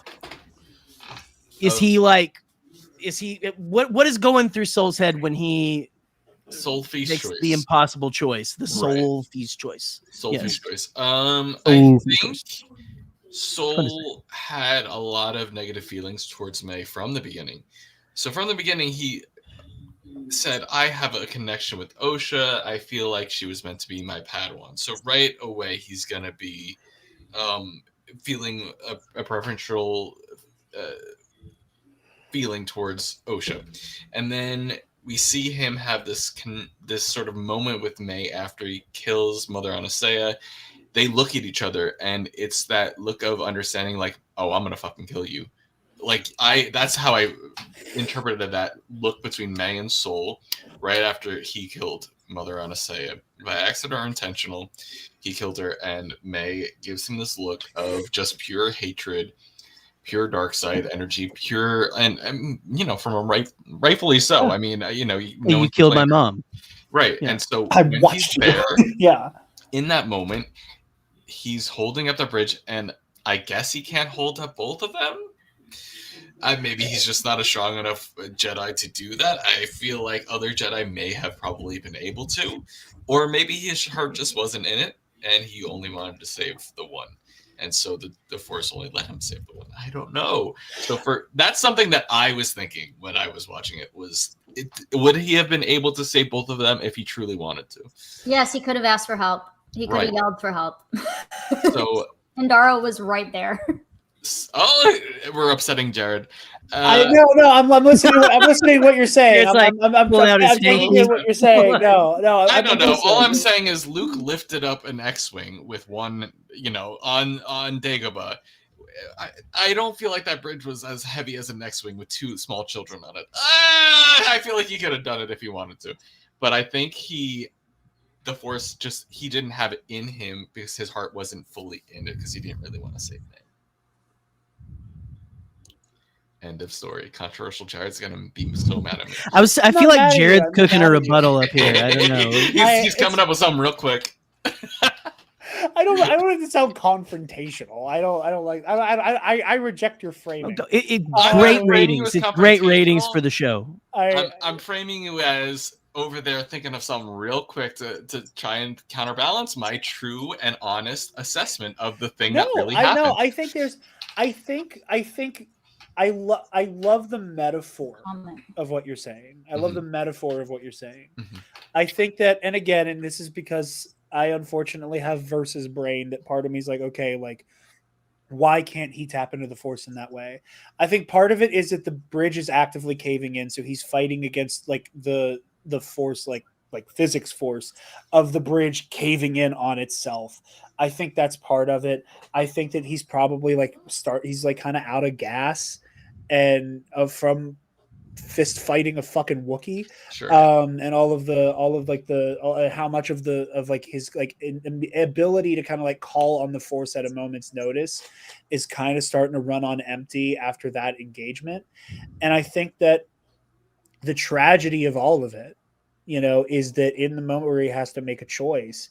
And I also think part of it is that Soul, again, in a very snap decision, chose to hold on to the bridge and not the girls. I think he very easily, if his instinct was grab them, that would have been a much easier task than that impulse of hold the bridge. It's that impulse you have to fight when you're falling down and you instinctively put your arms out to break your fall. And all you're doing is like redirecting all of that downward momentum into your wrist and run the risk of like fucking your arm up. And I think there was like a similar like, ooh, catch the bridge. Oh, fuck, this is heavy. And having that realization there. And when it comes down to, like Taylor was saying in the comments, like save one or lose them both. One of these kids wanted to leave. One of these kids is sympathetic to the Jedi. One of these kids is sympathetic to a life we can offer them after this. The other one watched me kill her mom. The other one clearly hates the Jedi. The other one is just so like unwilling to budge that it's almost the situation of, do I let the child who I could maybe give a life to after this die so that the one who already hates everything we stand for can be angry that I killed her mother, let her sister die, and I'm now trying to like indoctrinate her into our deranged monk cult? Or do I save the one who like could live with coming back with us? And again, it's that moment where it's like there isn't an easy answer, but like when you're weighing it in the moment, it's the best you can come up with for an answer. That it's just, it breaks my heart. It breaks my heart. It is. I find it interesting what you said about the choosing the bridge at first out of like, and then going like, oh shit, maybe I should have, because that is an interesting kind of way to kind of look at it, because you do think it could, if you just lifted the girls off of there, it would have been fine. It's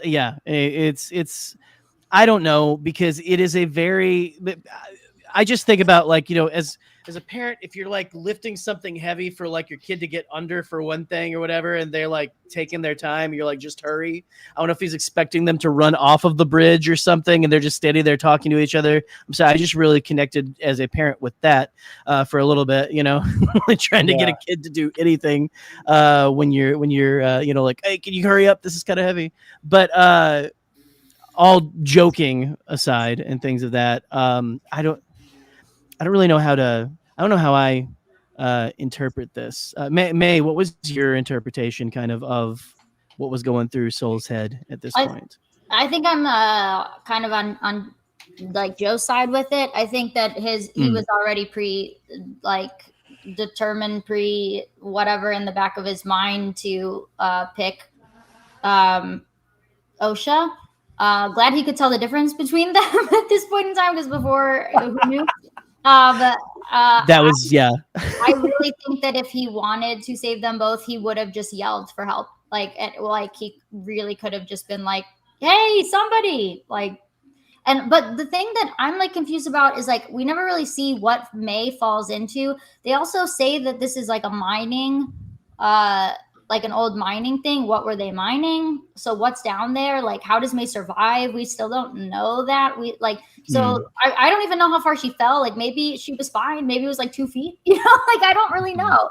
So like, it's confusing. And then also early, I think it's even in the very first episode, Saul says, I wish I could have saved you both. So he already knows that Osha knows that he picked Osha over May, I think. Right. Unless I'm wrong. So, that's who knows? I'm not really sure. Yeah, who knows? Who knows about a lot of this? I Certainly think not Saul was just jumped into a lot of conclusions this episode. He just wanted to be like, we're gonna kill the girls. There's a hole, and I saw it, and they're ascending, and that means they're both gonna die, and we gotta help them. And like, I'm gonna pick this one because she seems nice. Like he seemed to just kind of just be like leaping to whatever he wanted, which is very human. And also, like maybe not the best emotional choices to be making if you're a Jedi, but I mean, we know he's emotional. Right. So I don't know what to think exactly. Because I really just don't know what happened to May. I don't know how far she fell. Yeah. Was it I guess it must have been at least obvious to him that May was maybe dead, because he seems to be surprised May's like alive. So she could have pulled an Obi-Wan in Phantom Menace and like grabbed onto a little nook or cranny and was able to kind of like weasel her way. Again, if it's a mining facility, like I'm sure there's got to be crevices down there. So I think or maybe she fell into water. Isn't there something about one going to stars, one going to water, or something like that? Shit! Yeah, Joe, that was good. Thank you. Yeah, he's cooking. Also, Mother Coral could have saved her. I don't know. Right. I mean, that's also a very possible. Scotty would be so proud. I think she died, and I think that her consciousness is what we're seeing, because we still have not seen May and Osha together, but nobody has seen them together except for them two have seen each other, but nobody else has seen them together at once ever yet. So that's my weird, like there has to be something else because I know how Leslie writes that there's got to be something else that's like, whoa. We need to get Leslie on the show. She seems to be answering questions every week after the episode. Yeah. Come on the show. Leslie. Come out, she's talking about them. So literally. Yeah. Get her after the show is over, Leslie, we would love to just have a chat with you. Just have her on the show and answer Leslie, let us know. Yeah. No specific spoilers for anything, but May, if you're right that the May persona is not real, for lack of a better term. No, I think it's real. I just think she's dead. Yeah, no, I know what you mean. But that it's like a project. This isn't a Fight Club situation. This isn't a Fight Club situation. Two consciousnesses, one body. Yeah. Yeah, no, if you were right, I think it is crazy that the three big drama shows on right now have all tapped into. There's a motherfucker in the room who isn't actually there. That would be fucking hysterical if it is like that. But again, I'm not gonna name specifics because I don't want to spoil anything. But like, if the three big drama shows all airing right now have all gone, and this person in the room isn't technically there. Like, strictly speaking, this is not a corporeal body in the room. Right. Sensational that happened to be across the board of the three big dramas of the summer. Yeah, man, it's so, and so goddamn, this one turned my brain into a slight paste, I think. Just like in a way. I don't know. It's a lot happens. It's just a slight green paste is what my brain is right now. And it's well, okay, so we've got them kind of fucking everything up. Very I saw someone make a Always Sunny reference, I think, to like the gang. Maybe that was the Corey's datapad thing. He had like the little Always Sunny, the gang causes a Waco or something. Maybe that's what it was. Because honestly, it's what it seems like. It seems like them just. It seems like they just got in there. They just like putzed their way into fucking everything up for everybody. Yeah. And I mean, then we have them kind of, man, that I think we've touched on it a little bit. But like just like the final moments where they're on the ship and Indara is basically like, look, here's how it's gonna go down, you bastards. You listen to me. I mean, I don't know. It just we have already said it, but it was just such an interesting way to bring about why they would lie. It's a very Jedi way to lie. If you think about it, just like we're lying for the something point of view. Yeah. We're lying for the sake of this little girl's life because it's already, we messed it up, and it can be just completely even more messed up if we don't kind of like take this path. So I thought that was very interesting. It's the tragedy of it all, it's the insufficiency of honesty. And it is what makes, it's part of what, again, like Soul being so myopic that he gets to the other side of this and he's like, oh, I got to tell on myself because I know the Jedi Council will forgive me. Whether or not that's his intent is another conversation, but like that's an underlying part of it. Maybe not scot-free, but like, Speaking of scot-free, we have one more Sphere Scotty. It's about to start. It's about to start. Oh boy! Let's get him large here. 7:30, so you might be here for the very first number of the show. I'm ready to be on screen. I was gonna say we're a bunch of new friends. What's up, new friends? Hello, new friends. So I may end up tuning out in a second, but this should be the very beginning of the show. I hope you're all having fun with y'all's show. I think May is wonderful. Dark Side May. Not yes, yeah.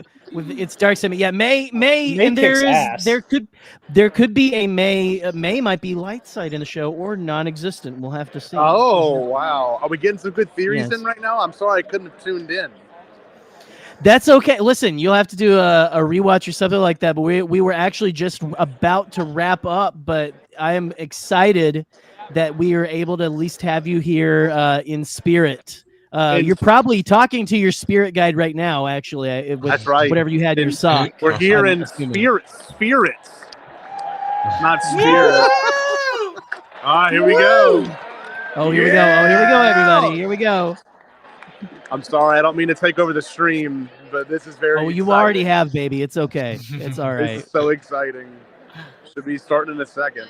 So you see all this? It looks like scaffolding. I don't think any of it's real. I think it's all actually on the screen. I think you're absolutely correct. No way. Because like even the way those look, that doesn't look real. I mean, like there's no it can't be contorting that way. Yeah.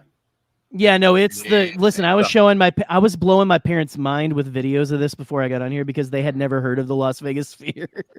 Oh wow. And I was showing them videos from the inside and they were like, Wow, that's a screen? Yeah. Like, Look, I cannot wait for this thing to kick in. It's gonna be awesome. It's incredible, my man. And look, yeah, this is all the way around. Yeah, this is pretty insane. I'm not gonna lie.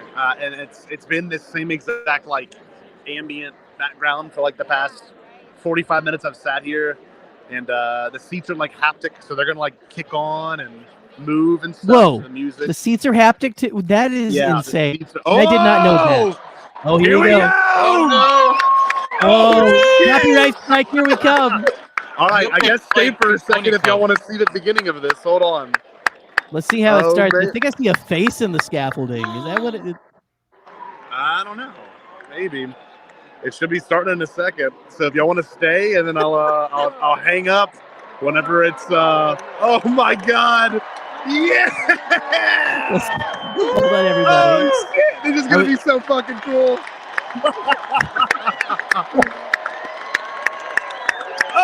Oh man. This is actually sold out.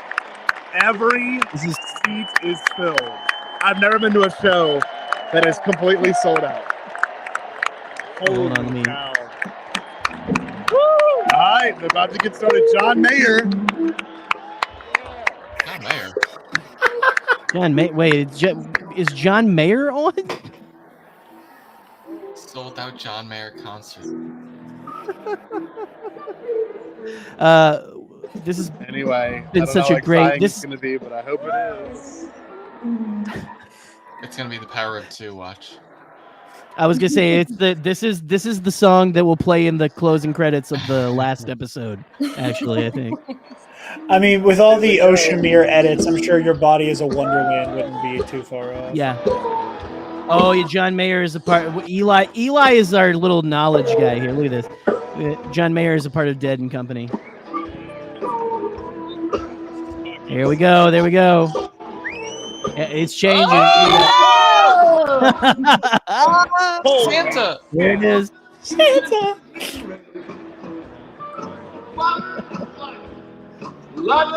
This is. Looks old.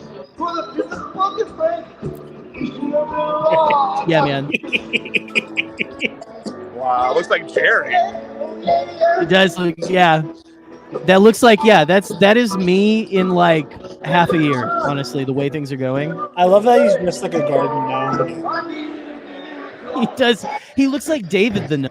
If anyone knows what I'm talking about. There's John Mayer. Wait, he's really there? Yeah.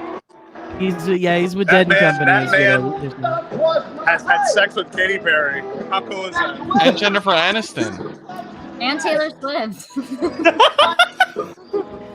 Pretty much anybody. Who's anybody, I would think. We've said all the ones I know, so I have nothing to contribute. I have no clue. Cameron Diaz? Well, I don't know how much more excited it's going to get, but I'm thankful that y'all got to tune in and see it. Well, thank you for giving us. I was going to thank you for giving us a peek into the sphere, Scotty.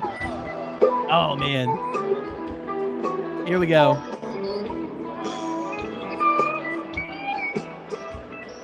Jessica Simpson, yes, Jessica Simpson. Jessica Simpson. Oh, okay, yeah, we're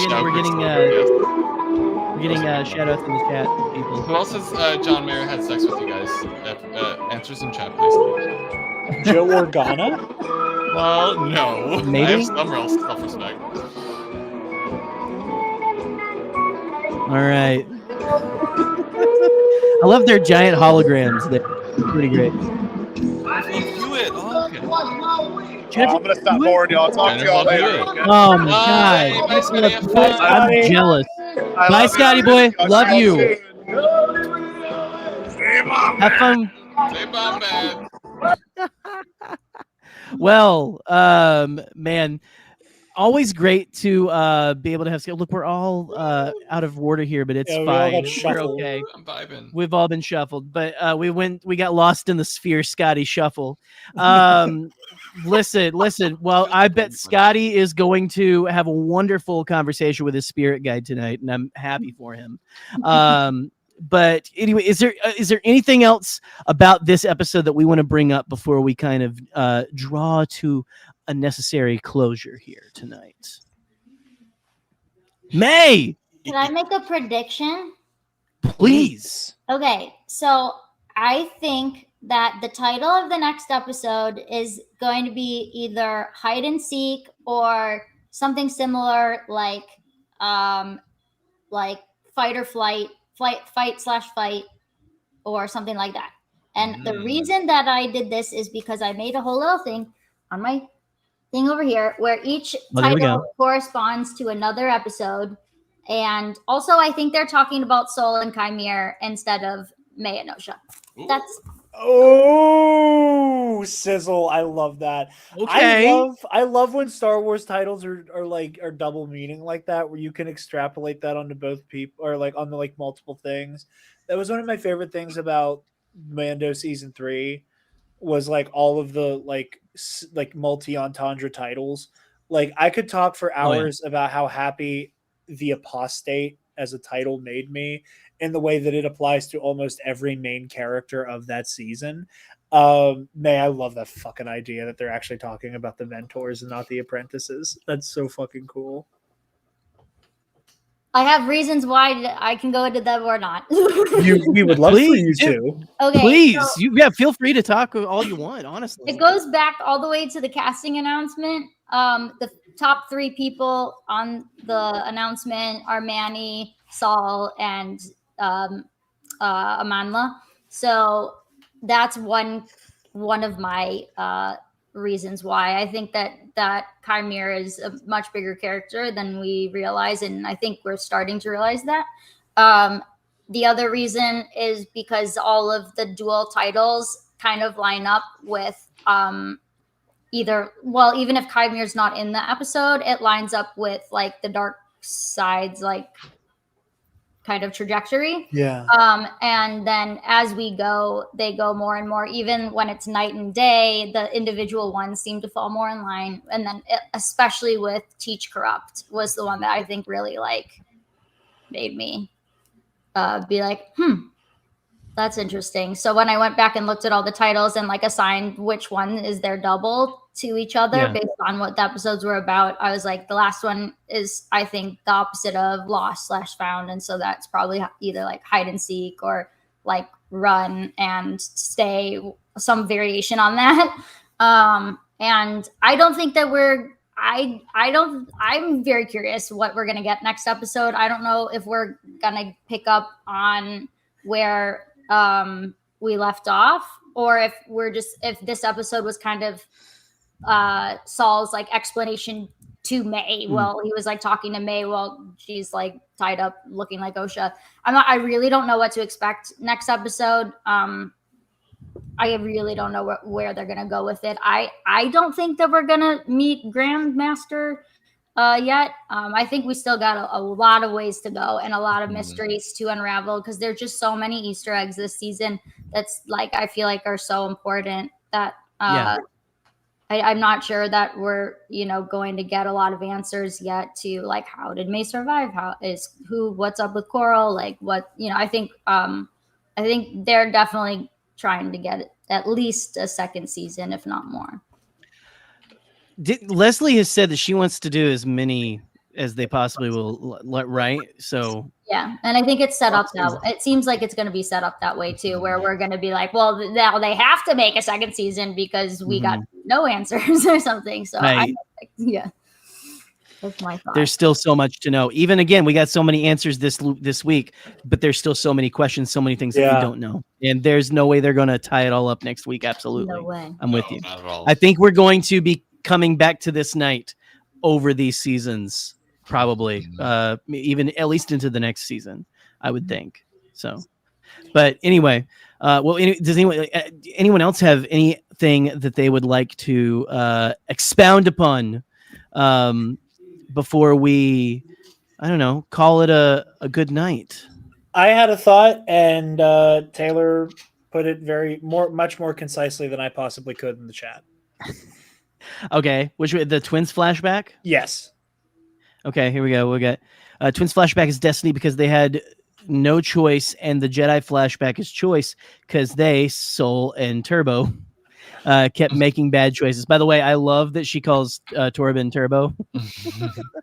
She has been since day one. We saw the first. I did not know that. Theater, and she leaned over to me and did the "I could have been Turbo" every time they invoked his name. But no, I do love that. I just the titles are something that I think is just gonna stick with me so much. Like day night.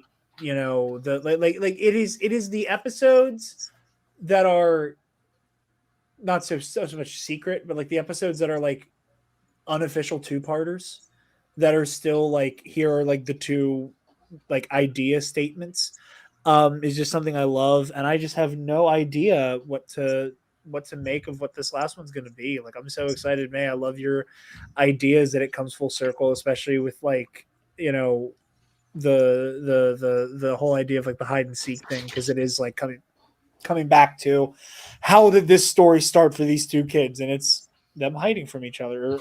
It's I love this show. I love this show. I don't understand how you can't not like this show. Wonderful. I hope we get so many more seasons. I'll watch them all. I'm so excited. Same. Absolutely. Yeah, let's not have that like hard cutoff. We're only gonna do 3 seasons. Just keep it going, man. Yeah. I want a show that is. I want a Star Wars Supernatural. Just give it to me. Just keep it coming. Just don't stop making it. Just don't stop. Just keep pushing it out. Yeah. I'm fine. I'm ready to go the opposite. For many years we've been like, just don't tell the story you're going to tell and get out. Keep it going, man. Keep it on life support. I want this show. Keep it going. That's all I got to say. I do not need to be this show's next of kin, because I would not pull the plug even if it was their wish. So I'm just saying. Anyway, sorry, that was a really weird place to go. Anyway, Campbell over here. I know. Yeah, it's pretty bad. Anyway, guys, it's been a wonderful evening. We've had such a wonderful time talking. We've had such a wonderful time having Scotty come in here and interrupt us, and with his wonderful sphere things going on. And Joe, do you have something you want to say, buddy? Say, baby, what's going on? Do I have anything I want to say about the show or about my life? Or I'm sorry, you just look so excited, but like, no, I'm just excited. I'm always happy to be here. I love being on Bombadcast. It makes me it's the highlight of my week. I have so much fun. I love talking Star Wars with you guys. I have no friends in real life, so this is the only outlet I have for talking about Star Wars, and I love it, and it's so much fun. And I think Darth Plagueis is real cute, and I think he's gonna be in the next episode, and he's gonna give May and Osha makeovers. That'd be pretty. Honestly, wouldn't see it coming. Yeah. So that would be fantastic. So okay, well, let's go ahead. Joe, tell us where the good, wonderful people can find you. Oh, I'm on all social media at Joe Organa, and on Twitch at Joe Organa. That's it. That's all I gotta say. That's all you gotta say. Okay. At Joe Organa on everything. That's right. You can find me on Twitter at the Canon Junkie. You can find me on a show that Jared explains a lot better than I do, Ionized Bastards, where I play the droid, which we have one of our biggest fans in the chat right now. Both of our biggest fans, honestly. We got Taylor and Bloom both popping off. We got both of them. That's true. That's true. The two top fans of Ionized Bastards, which is on Mr. Michael McCoy / McBoys wonderful YouTube channel, All Remaining Systems. Go check him out. He's got like short stories and Star Wars short stories that he's written. Michael is a very accomplished writer and should write an actual Star Wars story. I'm going to say that right now. Yes. Go listen to his stuff. May, he's got a lot of really sick dark side stuff that he's written about as well. So very supernatural too. Very it gets dark side, real witchy supernatural. Oh, we're gonna be best friends. Yes. But anyway, so that's where you can find me and all my bullshit. You can find Scotty at the Scott J-Ro and all that kind of stuff if you want to see giraffes giving birth and smoking apes and stuff, and also funny hijinks and all that kind of stuff. That's the kind of what we both do. Jared, why don't you go ahead and plug all your bullshit? You guys can find me primarily over at the Nerd Academy podcast. We've been doing our week-to-week coverage of the Acolyte. Our review of this episode got delayed because of weather fucking up everybody's internet. So we will be joined by Scotty Holiday this weekend. Episode dropping either probably Saturday or Sunday. Talking about that. We're going to be talking about The Boys. We're going to be talking about House of the Dragon. over on TNAP. I'm excited to talk about The Boys. I know. I'm so excited to talk about The Boys with somebody finally, because nobody will take my word for it. I was gonna say, when we didn't know Joe was Boys Pill. I got Boys Pill. Joe shocked us by being Boys Pill. I've been watching it since the first episode, baby. I'm on board. May, do you watch The Boys? I watched the first 2 seasons. I gotta catch up. It's all good. No spoilers. It's been very good. Yeah. But yeah, so we're doing that over there. I'm on the Pro and Noob show on the Mitch692 YouTube channel. He's taking me through Neon Genesis Evangelion 1 episode at a time, slowly shattering my psyche as we go. Doing NGE while the Acolyte is happening is not been good for my ability to think straight. But it's made for good TV on Mitch's channel. So go check out Pro and Noob. And Ionized Bastards, the Star Wars RPG show. Jerry and I are in. Jerry, as he said, plays the cuddly assassin droid 4044. Alden Diaz of Octo Radio plays scumbag Ithorian lawyer Thalbor Sheems, the character who answers the question, what if Saul Goodman was in space? Dan from Broaxium, Dan Miller, plays the kleptomaniac vagrant cyborg Gungan Zuzo Yort. And I play Fabian Martel, the edgy ex-Inquisitor Dark Jedi with a checkered past. So yeah, our season Guardians finale, of the Galaxy and Star Wars. It's R-rated Guardians go check and it Star out. Wars. Yeah, our season finale is coming either next week or the week after, depending on scheduling. Very excited to wrap up the second season. I'm finally getting my lightsaber duel. I don't. Does Fabian get like a Yord Horde thing? I don't even know what the fuck to call it. The Fabian Babins. Fabian's Babes. Martel Cartel. Let's fucking go, Martel Cartel. Martel Cartel. Yes. Michael, not bad. Put that shit in your TeePublic right now. I can see that on the back of the cab of a pickup truck with balls hanging off of it in the South already. The Martel Cartel. Martel Cartel, baby. Yeah. Martel Cartel. There are 2 members of it, me and Bloom. Taylor, my lovely girlfriend who loves Ionized Bastards. I am Sheems teams. The Sheems teams. I am her 3rd favorite character of 4 PCs. Beaten out by Jerry and then Alden. So I will take as much of the Martel Cartel as I can muster. So yeah, I'm finally getting my lightsaber duel that Michael has been teasing me with since we started season 2, that I get to properly cross laser sword blades with. So yeah, to get caught up on the Automatic Systems YouTube channel and join us for the season finale of the penultimate season of Ionized Bastards. See if any of us die. Jerry and I have both come very close this season. This season, we have both almost died. Yeah. Someone got me since I'm a droid with an ion blaster one time. So let's just say it didn't turn out my so health hot. pool, I've gotten to like the health bar is flashing range a couple times this season. So I'm a 4044 core is fucking awesome. Michael, you need to make all of these shirts right now. I told him he needs to make the fucking Thabor wanted poster on it. Put that on a shirt. That way, because we actually have art of Thabor that Alden made. So we need to. That's true. Because when he originally made it, it was with that like black and white picture of Makshaiz. Yeah. So we could actually do that with the Bartok art, but. Yeah, Nerd Academy Podcast, Pro and Noob, and Ionized Bastards, and Epic Confrontations, the Star Wars Trivia League. Jerry, Joe, and I also do. So yeah, go check that out.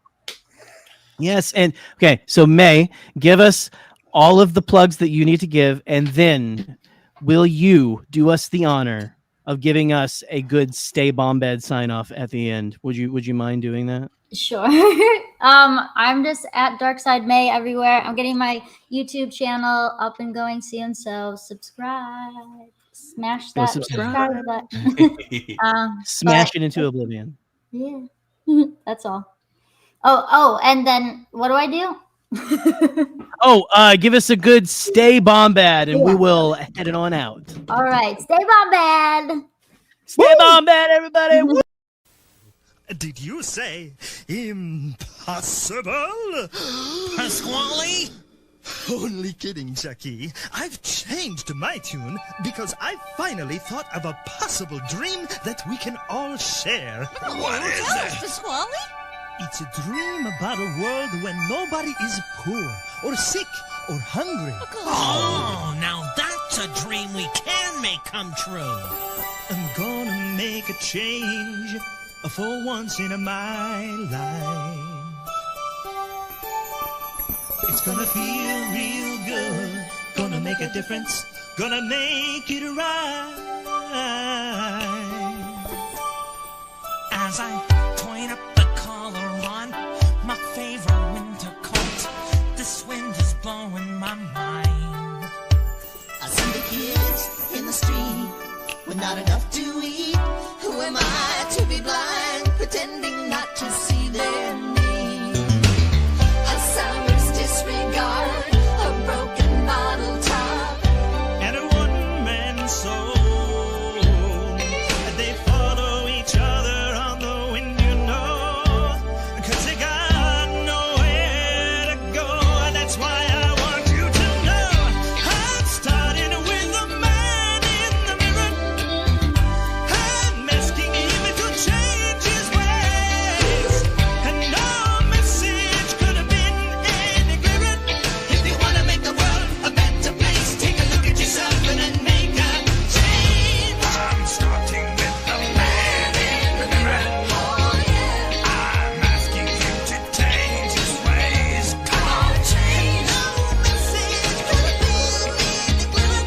If you want to make the world a better place, take a look at yourself and then make a change. I'm starting with the man in the mirror. Oh yeah, I'm asking him to change his ways. no message could have been any clearer. If you want to make the world a better place, take a look at yourself and then make a change. Time for us to take a break, but we wouldn't dream of being gone for